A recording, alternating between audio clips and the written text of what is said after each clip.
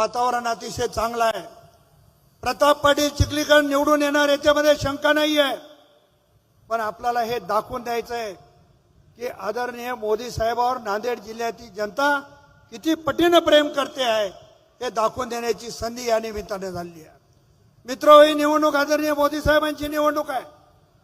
मोदी साहेबांना आपल्याला जगाचं नेतृत्व केलेलं बघायचं आहे आणि त्यासाठीच्या उद्याच्या 26 तारखेला नांदेड लोकसभा मतदारसंघामध्ये कमळाच्या समोरचं बटन दाबायचं आहे आणि हिंगोली लोकसभा मतदारसंघामध्ये धनुष्यबाणाचं बटन दाबायचं आहे. काही लोक माननीय जरांगे पाटलाच्या वक्तव्याचा वेगवेगळा अर्थ काढून स्वतःच्या स्वार्थासाठी अतिशय जरांगे पाटलाने एक भूमिका स्पष्ट केलेली आहे.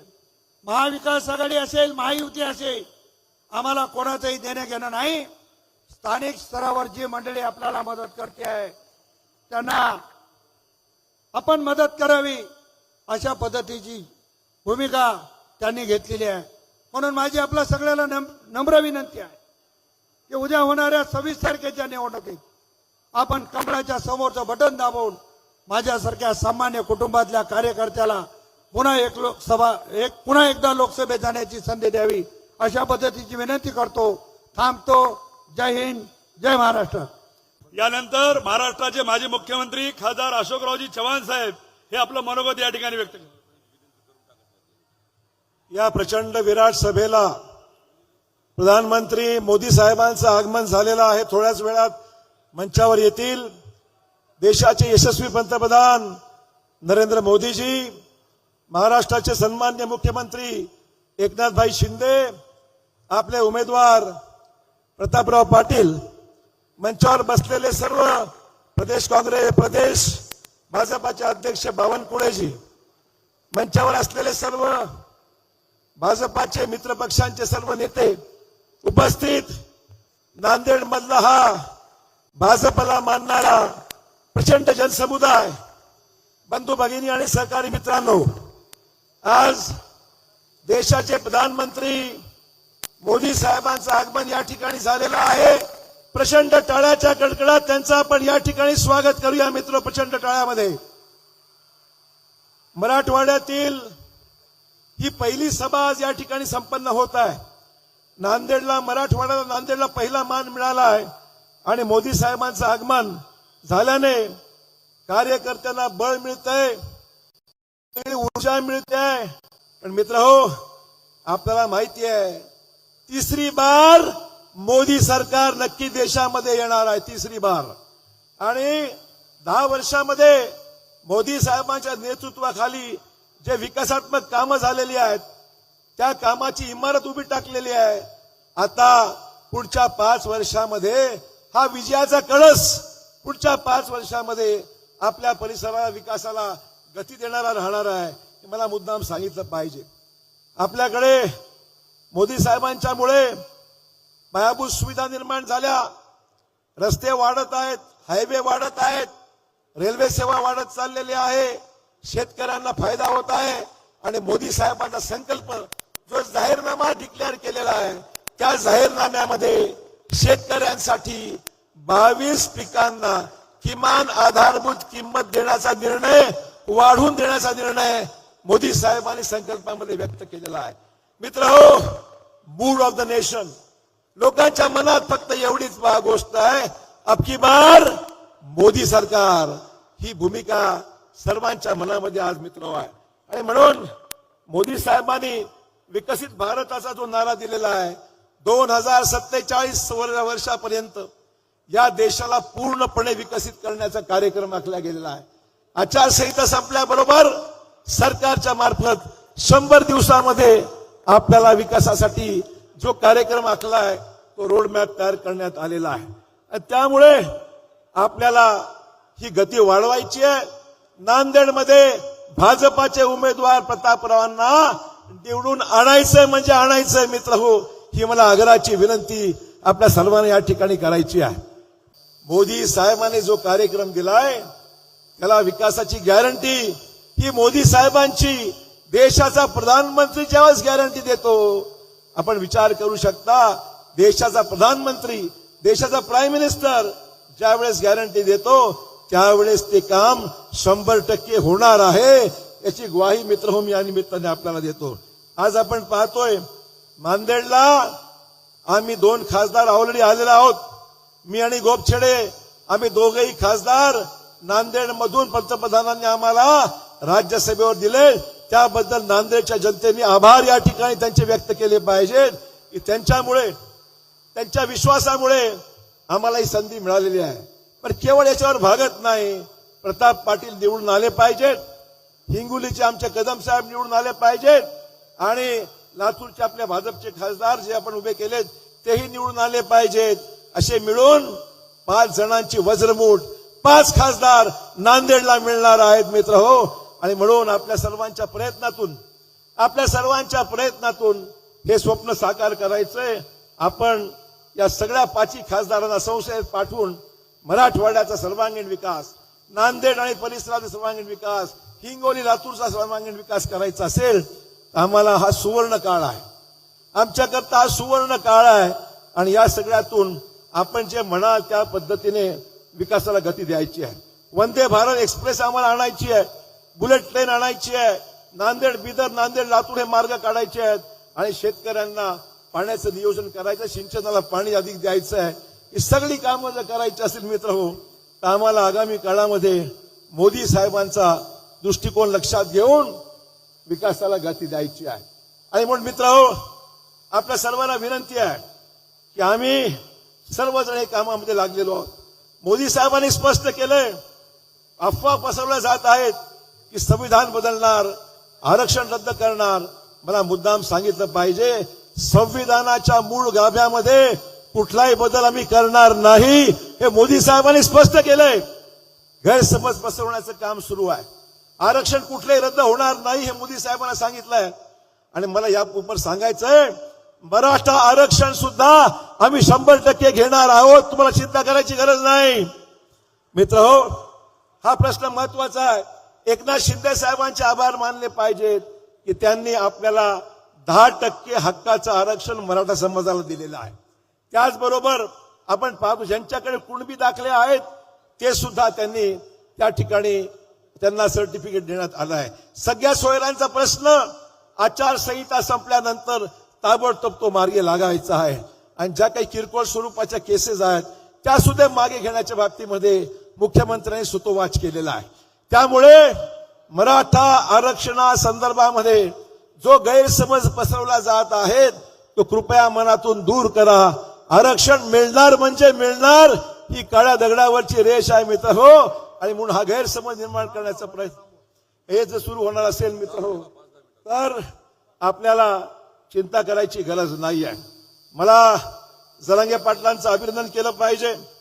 जरांगे पाटलांचं अभिनंदन केलं पाहिजे की त्यांनी पुढाकार घेतला. मी त्यांना भेटून आलो आणि त्यांनाही मी सांगितलं, मराठा समाजाच्या बाबतीमध्ये तुम्ही जो प्रयत्न करत आहात त्याबद्दल तुमचं मनापासून मी अभिनंदन करतो.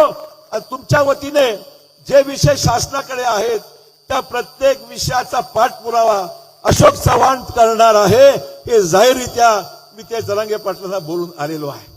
आणि त्यामुळे मला नांदेडच्या जनतेला एवढंच सांगायचंय, कृपया हा आरक्षणाचा विषय हा कुठलाही विषय जो आहे तो राजकीय होऊ शकत नाही. हा सामाजिक विषय आहे आणि या सामाजिक विषयाला आपल्याला बिलकुल पाठपुरावा करायचा. विरोध कोणाचा आहे सांगा? अजिबात विरोध नाही. भाजपचा विरोध नाही, भाजपचं समर्थनच या गोष्टीला आहे. नांदेड आणि हिंगोलीकरांना माझा नमस्कार.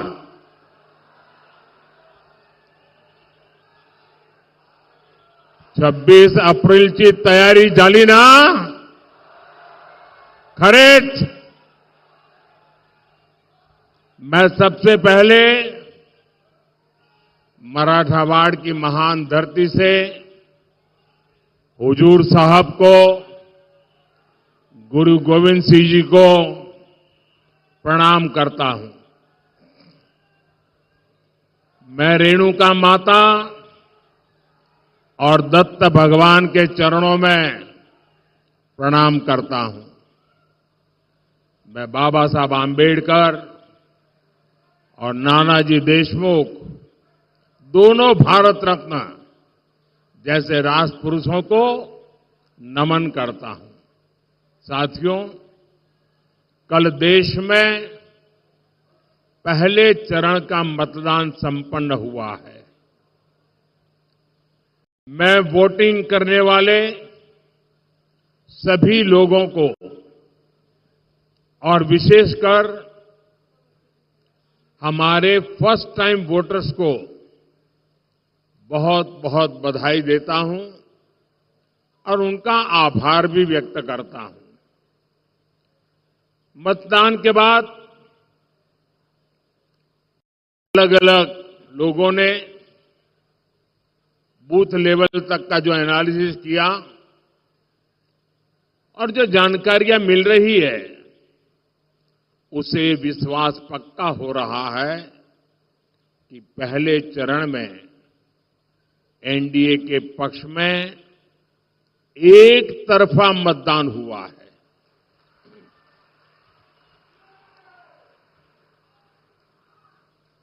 लेकिन मैं देशवासियों से आग्रह करूंगा,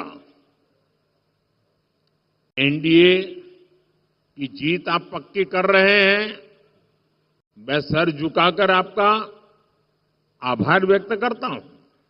लेकिन जो लोग मतदान नहीं कर रहे पहले चरण में, लोकतंत्र की ये सबसे बड़ी ताकत होता है। आप किसी को भी वोट दें, लेकिन वोट जरूर दें।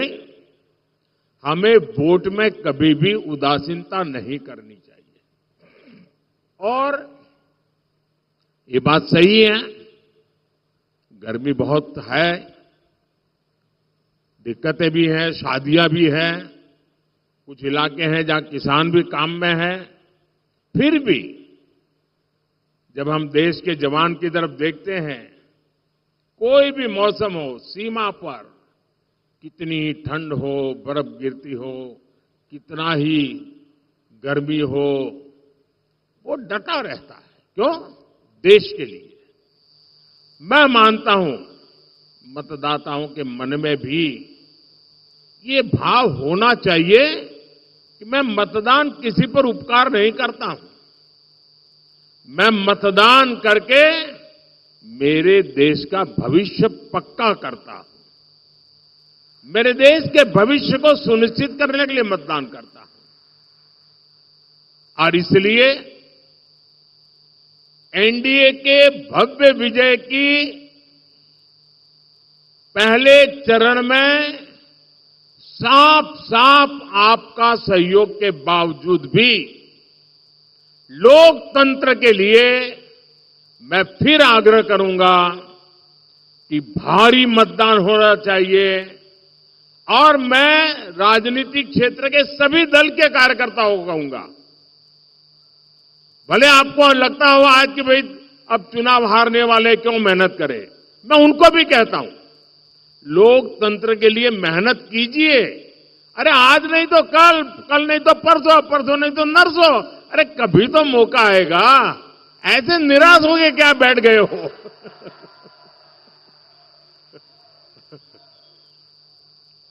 और इसलिए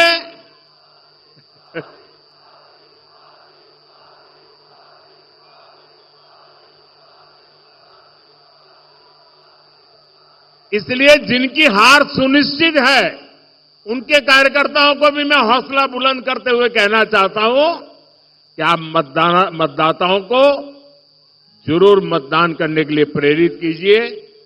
क्योंकि दुनिया के लोगों को, दुनिया में वोटिंग परसेंटेज बहुत कम होता है, भारत में जब इतना सारा वोटिंग परसेंटेज होता है, उसका विश्व में प्रभाव होता है।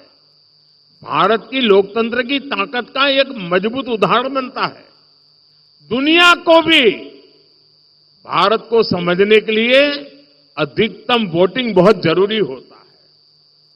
और आने वाले 25 साल तो विश्व में भारत के महात्म्य के वर्ष है। और इसलिए अधिक मतदान हमारी लोकतांत्रिक ताकत का परिचय देता है। आज भी एनडीए सरकार गरीब के लिए कोई काम करती है तो कांग्रेस उसका मजाक उड़ाती है। आजादी के 6 दशकों बाद पहली बार हमने करोड़ों गरीब महिलाओं को शौचालय देने का अभियान शुरू किया। तब कांग्रेस और इंडिया गाड़ी वाले लोग उसका मजाक उड़ाते थे। मैंने 50 करोड़ से ज्यादा गरीबों के पहली बार बैंक खाते खुलवाए। तब ये लोग कहते थे कि गरीब बैंक खाते को क्या करेगा। हम देश में डिजिटल इंडिया और यूपीआई जैसी टेक्नोलॉजी लेकर आए। तब कांग्रेस सरकार के एक बड़े मंत्री रहे हुए व्यक्ति कहते थे कि डिजिटल लेन देन अनपढ़ गरीबों के बस की बात नहीं है। जिस कांग्रेस पार्टी की सोच ही ऐसी हो, जिसको देश की जनता पर भरोसा ही न हो, उससे आप देश के विकास की उम्मीद कभी कर सकते हैं क्या? उन पर भरोसा कर सकते हैं क्या? ये लोग महाराष्ट्र और मराठवाड़ा की समस्याओं का कभी भी समाधान कर सकते हैं क्या? आपकी समस्याओं का समाधान कर सकते हैं क्या? हाँ, एकनाथ शिंदे जी, देवेंद्र फडणवीस जी और अजीत पवार जी मिलकर किसानों के हित में काम कर रहे हैं। और अब तो इस क्षेत्र में और खुशी की बात है, अशोक जी भी हमारे साथ आ गए हैं। और मुझे याद है, मैं जब राजनीति में भी नहीं था और कभी मुझे लगता भी नहीं था मैं राजनीति में जाऊंगा, उस समय पुट्टपट्टी में साईं बाबा ने मुझे उनके पिताजी से परिचय करवाया। साईं बाबा का मुझ पर बहुत प्रेम रहता था और मैं उनके पिताजी के साथ लंबे वहां समय था तो काफी देर बैठा।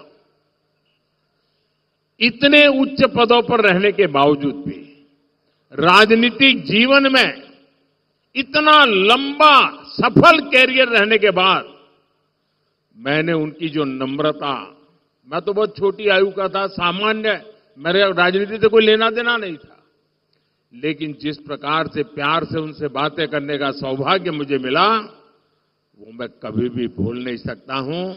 मैं हमेशा उनके व्यवहार में से आज भी कुछ न कुछ सीखने की कोशिश करता हूं और उनका पूरा परिवार आज हमारे साथ है।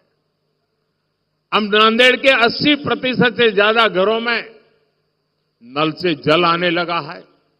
सिंचाई की समस्या के समाधान के लिए अपर पैन गंगा प्रोजेक्ट पर काम चल रहा है। यहां के किसानों को इसका बड़ा लाभ मिलेगा। हमारी सरकार ने फसल बीमा योजना के तहत किसानों को प्रीमियम से 5 गुना ज्यादा क्लेम दिलवाया है। किसान सम्मान निधि के तहत अकेले नांदेड़ के किसानों को ही 1300 करोड़ रुपए से ज्यादा मिले हैं। इस क्षेत्र में तो ज्वार, बाजरा बहुत होता है। हमारी सरकार ने इस मोटे अनाज को पूरे देश में एक पहचान दी है। उसके लिए पहचान दी है श्री अन्न। चाहे ज्वार हो, बाजरा हो, वो श्री अन्न का के साथ पहचाने जाए। और जब से ये काम शुरू किया है, दुनिया भर में लोगों का ध्यान हमारे श्री अन्न पर गया है, सुपर फूड के रूप में गया है और न्यूट्रिशन की दृष्टि से बहुत बड़ा ताकतवर संदेश गया है। और इसका भी बड़ा लाभ नांदेड़ के किसानों को मिलना तय है। साथियों, कांग्रेस के दिए हर जख्म का इलाज करना ये मोदी की गारंटी है। इस क्षेत्र को शक्तिपीठ एक्सप्रेस वे और समृद्धि महामार्ग जैसे वर्ल्ड क्लास रोड्स मिली है। लातूर की रेल कोच फैक्ट्री का लोकार्पण करने का सौभाग्य मुझे ही मिला था। उड़ान योजना के तहत नांदेड़ एयरपोर्ट को भी फिर से शुरू कर दिया गया है। पीएम आवास योजना के तहत यहां हजारों गरीबों को पक्के घर भी मिले हैं। आयुष्मान योजना के जरिए 3 लाख से ज्यादा लोगों को मुफ्त इलाज की सुविधा मिली है। लेकिन इन 10 वर्षों में जो काम हुआ है वो तो अभी ट्रेलर है। अभी तो हमारा बहुत समय कांग्रेस के गड्ढों को भरने में गया है। अगले 5 वर्षों में हमें मराठवाड़ और महाराष्ट्र को बहुत आगे लेकर जाना है। साथियों, नांदेड़ की ये धरती सिख गुरुओं के चरणों से पवित्र हुई है। खालसा पंथ की गुरु परंपरा और गुरु गोविंद सिंह जी की सीख हमेशा हमारी सरकार के लिए प्रेरणा रही है। बीते 10 वर्षों में हमने सर्वदा भला के रास्ते को मानकर लोक कल्याण के लिए काम किया है। हमारी सरकार को गुरु नानक देव जी का 550वां प्रकाशोत्सव मनाने का, गुरु तेग बहादुर जी का 400वां प्रकाश पर्व मनाने का, गुरु गोविंद सिंह जी का 350वां प्रकाश पर्व मनाने का सौभाग्य मिला। करतारपुर कॉरिडोर का काम पूरा होने के बाद लाखों श्रद्धालुओं को वहां के दर्शन में मदद मिल रही है। लंगर को टैक्स फ्री करने का निर्णय हो या हर मंदिर साहब के लिए एफसीआरए की अनुमति हो, हुजूर साहब और हेमकुंड साहिब के दरबार तक बेहतर इंफ्रास्ट्रक्चर का इंतजाम करना हो, एनडीए सरकार ने सिख परंपरा से जुड़े हर तीर्थ के विकास के लिए पूरी शक्ति और पूरी भक्ति से काम किया है। यह हमारी ही सरकार है जो अफगानिस्तान से वहां जब संकट आया, निर्दोष लोगों की हत्याएं होने लगी, हमारे धर्म स्थानों पर हमले होने लगे, तब अफगानिस्तान से गुरु ग्रंथ साहब के पवित्र स्वरूप को पूरी सुरक्षा और मान मर्यादा के साथ हम अफगानिस्तान से भारत ले आए। ये हमारी ही सरकार है जो बंटवारे के पीड़ितों के लिए सीएए लेकर आई। सीएए ना होता तो हमारे सिख भाई बहनों का क्या हुआ होता? जो अफगानिस्तान से आए हैं उनका क्या गुनाह है? लेकिन कांग्रेस इसका भी विरोध कर रही है। ऐसा लगता है 84 का बदला कांग्रेस सिखों से अब तक ले रही है। साथियों, हमारी सरकार जो कहती है वो करके दिखाती है। मोदी की गारंटी यानी गारंटी पूरे होने की गारंटी। मोदी ने गारंटी दी थी कश्मीर को आर्टिकल 370 से मुक्ति मिलेगी। आर्टिकल 370 आज इतिहास बन चुका है। मोदी ने गारंटी दी थी 3 तलाक खत्म होगा। आज मुस्लिम बहनों को 3 तलाक से मुक्ति मिल चुकी है। मोदी ने गारंटी दी थी देश की अर्थव्यवस्था को गड्ढे से निकालेंगे। आज भारत दुनिया की 5वीं सबसे बड़ी अर्थव्यवस्था है। अब मोदी की गारंटी है भारत दुनिया की 3री सबसे बड़ी अर्थव्यवस्था बनेगा। और आप सब देख रहे हैं आज अयोध्या में रामलला का भव्य मंदिर बनकर तैयार है। लेकिन ये इंडी अघाड़ी वाले क्या कर रहे हैं?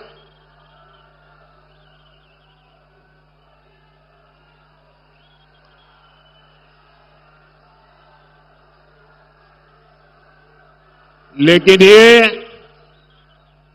इंडिया गाड़ी वाले क्या कर रहे हैं? ये लोग सनातन को गाली दे रहे हैं। ये लोग राम मंदिर प्राण प्रतिष्ठा का बहिष्कार करने को सही ठहरा रहे हैं।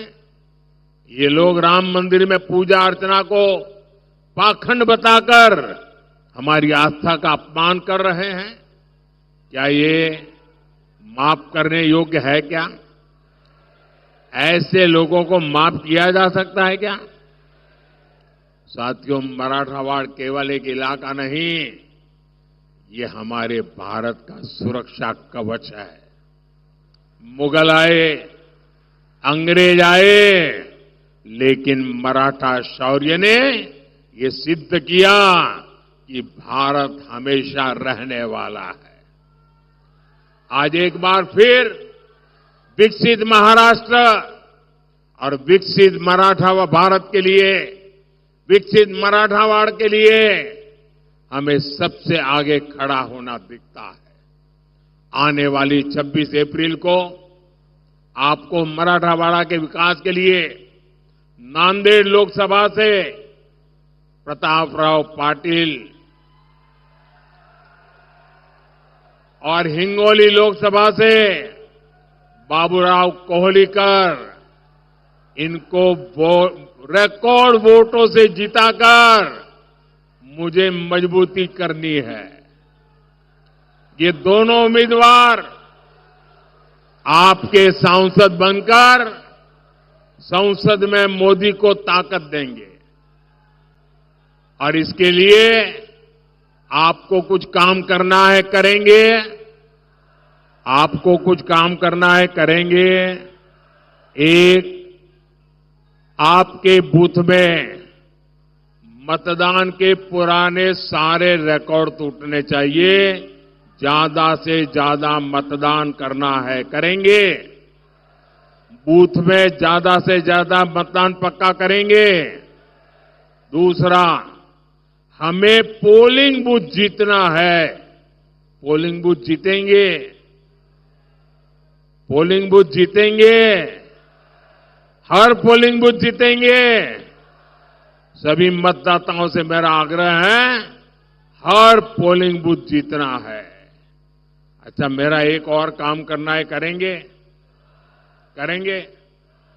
देखिए, महाराष्ट्र के घर घर जाना और हर परिवार में जाकर के मोदी का प्रणाम पहुंचाना। मेरे प्रणाम पहुंचाएंगे, हर घर में पहुंचाएंगे।